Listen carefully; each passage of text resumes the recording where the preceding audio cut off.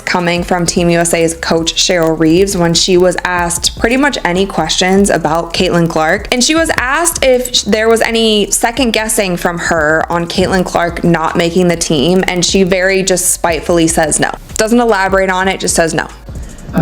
For me? Yeah. No. And it's funny to me how even she coached this game, because if you didn't think Caitlin Clark was the caliber of player that she is, then why would you feel the need to face guard her, to trap her, to... What happens when a championship coach swaps strategy for smoke and starts swinging at the entire room? Pure mayhem. Cheryl Reeve didn't just question the all-star voting. She torched it, unloaded on fellow coaches, and aimed a not-so-subtle jab at the Indiana Fever while she was at it. This wasn't a calm press conference. It was a masterclass in competitive fury. Reeve came armed with receipts, frustration, and zero interest in playing diplomat. If anyone thought WNBA politics were polite and predictable, this moment flipped the script. The gloves came off, the filter disappeared, and suddenly the all-star conversation felt less like a celebration and more like open season. Petty? Maybe. Calculated? Absolutely. Either way, the lead just got a lot louder. Watching the all-star selection, I ain't never seen nothing like this before. Caitlin Clark is a menace, man. She literally kicked Cheryl Reeves off the team. That's my team. I don't yo, son.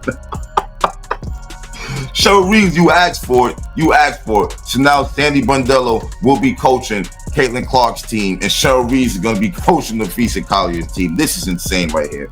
And it's like, yo, Cheryl Reeves, I get it. You have the best record in the WNBA so far. You want as many players. You could picture Cheryl Reeve handing out gold bars and personally solving the common cold. And somehow there'd still be a crowd politely stepping aside like, appreciate it, but we're good. Even when she's making a solid point, there's an unmistakable old-school WNBA aura around her that feels out of sync with the moment. It's not about whether she's right or wrong. It's the delivery, the tone, that vintage edge that clashes with today's hyper-digital, meme-driven era. The whole vibe feels like someone showing up to a streaming war armed with a VHS tape and a rewinder. Rotary phone energy in a FaceTime world. And in a league evolving at warp speed, perception hits just as hard as the message itself. Bruh, tell me y'all just saw Caitlin Clark destroy Cheryl Reeves on national TV. I know y'all saw free smoke, ayy, free smoke, ayy, free smoke, ayy, free smoke. Bruh, Caitlin Clark want all the smoke. Bruh, she just annihilated Cheryl Reeve on national television.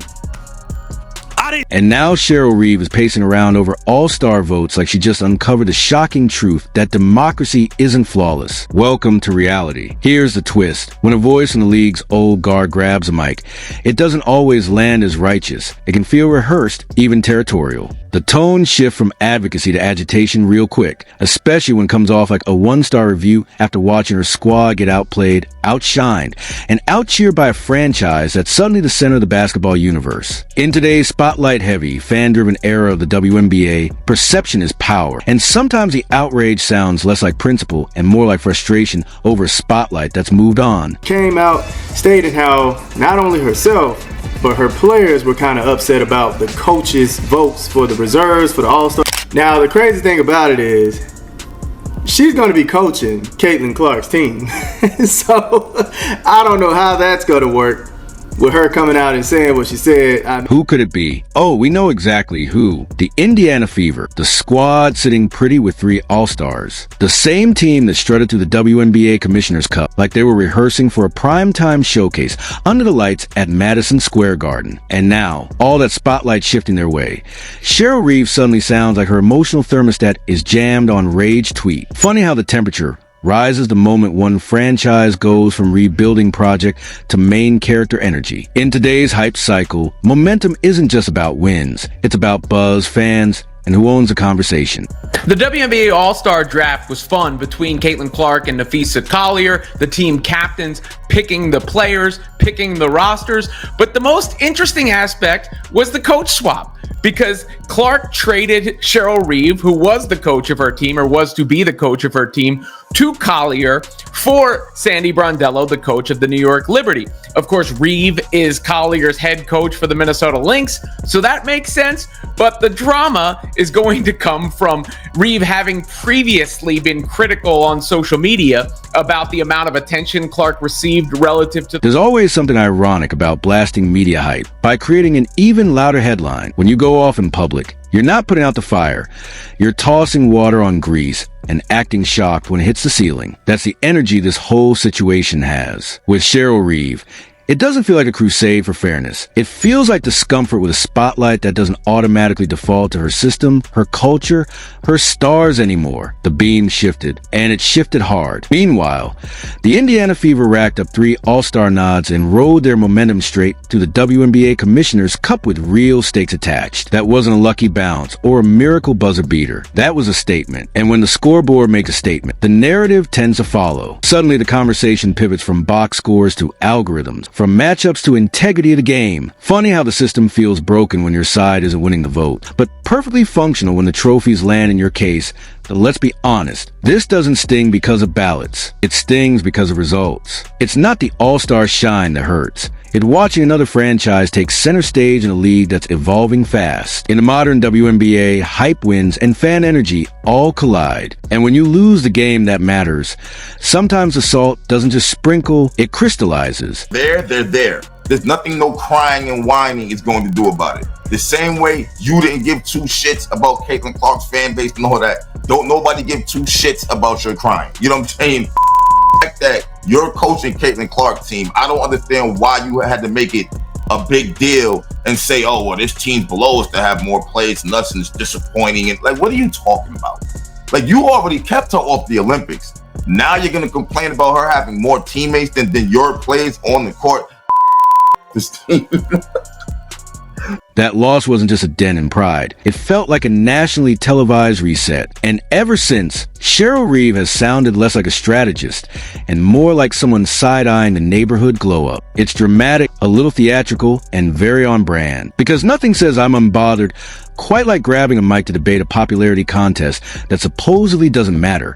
Until it suddenly does. Here's the bigger picture. The WNBA is finally basking in serious spotlight. Ratings climbing, jerseys moving, clips going viral before the final buzzer. And the Indiana Fever? They've ridden that wave from punchline to prime time. That shift isn't accidental. It's buzz meeting performance at the perfect moment. You can't diagram hype on a whiteboard, and you definitely can't run a defensive scheme against momentum once it catches fire. What makes this whole saga interesting isn't logic, it's energy. All-star rosters don't fill themselves. They're fueled by fans, moments, narratives that explode online for a reason. The new guard understands the algorithm as well as the playbook. Meanwhile, the old guard wants balance sheets and tradition. It's chess versus live stream Uno, and the audience is clearly enjoying the chaos. At the end of the day, this isn't about ballots. It's about control of the spotlight, who commands it, who adapts to it, and who resents that it no longer shines automatically. And in a league evolving this fast, resistance doesn't slow the wave, it just makes the splash louder.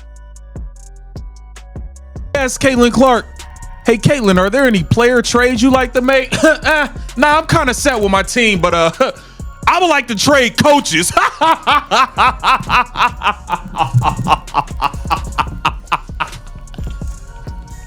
I like it. I don't know what's gotten into Caitlin Clark. You are leaning into this bad guy role. I love it. I don't know what's gotten into you, Caitlin Clark, but you've been on some I don't give a F lately. Let's keep it real. If Cheryl Reeve had 3 All-Stars of her own, this conversation would sound very different. We'd be hearing about culture, validation, proof of the system working exactly as designed. Maybe even a polished quote about doing things the right way. But when the spotlight skips her bench and lands elsewhere, suddenly it's an ethics symposium. Now we're auditing the voting process. Now it's about integrity. Convenient timing, because when recognition flows your way, it's meritocracy. When it doesn't, it's malfunction. That pattern isn't subtle. The league is expanding, evolving, pulling in new eyes and new energy. And the Indiana Fever sitting there with multiple all-star nods isn't some glitch in the matrix. It's momentum meeting visibility at the exact right moment in the modern WNBA ecosystem. There's a very specific flavor to this kind of outrage. It's not righteous fury. It's discomfort. The discomfort of watching the game modernize in real time and realizing the power dynamics don't auto-refresh in your favor anymore. When your legacy has always rested on being the sharpest mind in the room, the hardest part isn't losing a vote. It's noticing the room rearrange itself without asking permission. And that's the real tension here. Adapt or resist. Embrace the new wave or argue with a touchscreen and blame the interface. The fever's rise isn't a conspiracy. It's a sign of where the energy is flowing. The question isn't whether the system is broken. It's whether some people are just uncomfortable that it's no longer built around them.